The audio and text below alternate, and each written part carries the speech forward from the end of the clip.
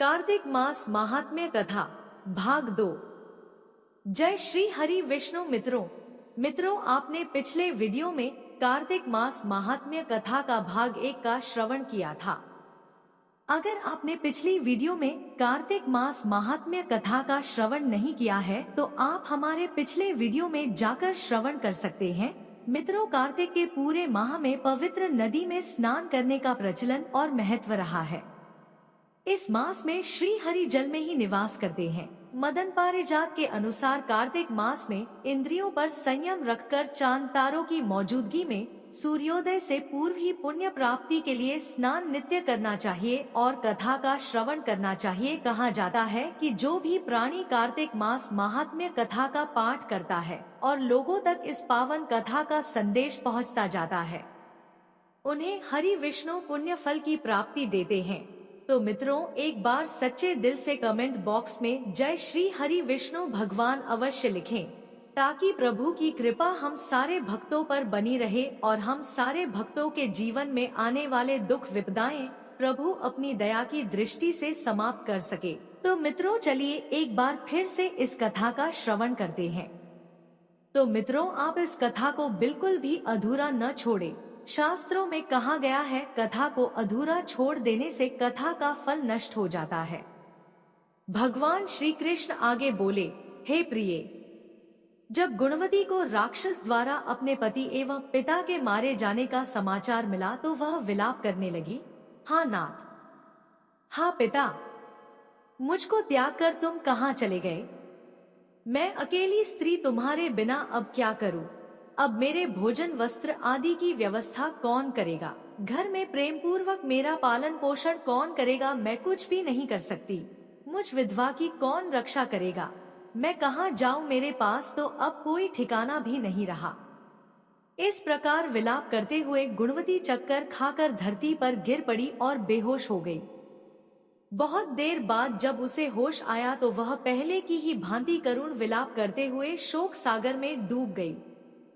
कुछ समय के पश्चात जब वह संभली तो उसे ध्यान आया कि पिता और पति की मृत्यु के बाद मुझे उनकी क्रिया करनी चाहिए, जिससे उनकी गति हो सके। इसलिए उसने अपने घर का सारा सामान बेच दिया और उससे प्राप्त धन से उसने अपने पिता एवं पति का श्राद्ध आदि कर्म किया। तत्पश्चात वह उसी नगर में रहते हुए 8 पहर भगवान विष्णु की भक्ति करने लगी। उसने मृत्यु पर्यंत तक नियम पूर्वक सभी एकादशियों का व्रत और कार्तिक महीने में उपवास एवं व्रत किए।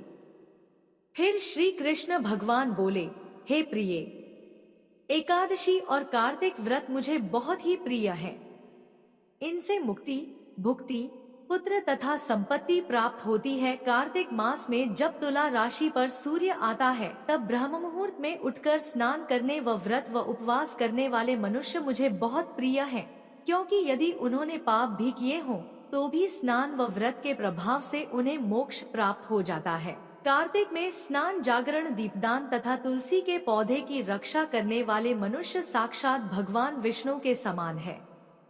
कार्तिक मास में मंदिर में झाड़ू लगाने वाले, स्वस्तिक बनाने वाले तथा भगवान विष्णु की पूजा करने वाले मनुष्य जन्म मरण के चक्कर से छुटकारा पा जाते हैं। यह सुनकर गुणवती भी प्रतिवर्ष श्रद्धा पूर्वक कार्तिक का व्रत और भगवान विष्णु की पूजा करने लगी है। प्रिय, एक बार उसे ज्वर हो गया और वह बहुत कमजोर भी हो गई। फिर भी वह किसी प्रकार गंगा स्नान के लिए चली गई और गंगा तक तो वह पहुंच गई, परंतु शीत के कारण वह बुरी तरह से कांप रही थी। इस कारण वह शिथिल हो गई। तब भगवान विष्णु बोले, हे प्रिय, मेरे दूत उसे मेरे धाम में ले आए। तत्पश्चात ब्रह्मा आदि देवताओं की प्रार्थना पर जब मैंने कृष्ण का अवतार लिया तो मेरे गण भी मेरे साथ इस पृथ्वी पर आए, जो इस समय यादव हैं। तुम्हारे पिता पूर्व जन्म में देव शर्मा थे तो इस समय सतराजित हैं। पूर्व जन्म में चंद्र शर्मा जो तुम्हारा पति था वह डाकू है, और हे देवी, तू ही वगुणवती है। कार्तिक व्रत के प्रभाव के कारण ही तू मेरी अर्धांगिनी हुई है। पूर्व जन्म में तुमने मेरे मंदिर के द्वार पर तुलसी का पौधा लगाया था। इस समय वह तेरे महलों के आंगन में कल्पवृक्ष के रूप में विद्यमान है। उस जन्म में जो तुमने दीपदान किया था उसी कारण तुम्हारी देह इतनी सुंदर है और तुम्हारे घर में साक्षात लक्ष्मी का वास है। चूंकि तुमने पूर्व जन्म में अपने सभी व्रतों का फल पति स्वरूप विष्णु को अर्पित किया था, उसी के प्रभाव से इस जन्म में तुम मेरी प्रिय पत्नी हुई हो। पूर्व जन्म में तुमने नियम पूर्वक जो कार्तिक मास का व्रत किया था, उसी के कारण मेरा और तुम्हारा कभी वियोग नहीं होगा। इस प्रकार कार्तिक मास में व्रत आदि करने वाले मनुष्य मुझे तुम्हारे समान प्रिय हैं।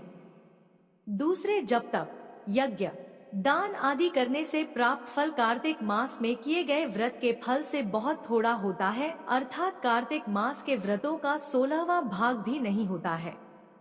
इस प्रकार सत्यभामा भगवान श्री कृष्ण के मुख से अपने पूर्व जन्म के पुण्य का प्रभाव सुनकर बहुत प्रसन्न हुई। तो मित्रों, एक बार सच्चे दिल से बोलिए, जय श्री हरि विष्णु नारायण, जय शिव शंकर सीताराम, हरे कृष्णा हरे मुरारी।